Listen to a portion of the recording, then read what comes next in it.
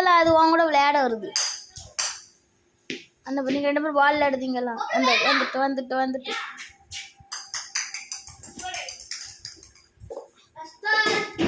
அதுக்கிட்ட இந்த பாலை கொடுத்து நீங்க வேற பால் விளையாடுதீங்களோ? விளையாட்டு எங்களை காங்கல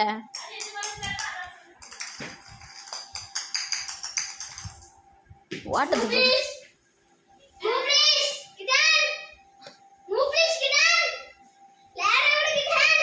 அதுதான் விளையாடும், உங்களை விளையாட விடாது.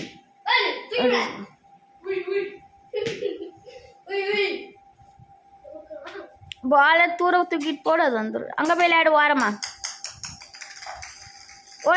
ஓடிட்டு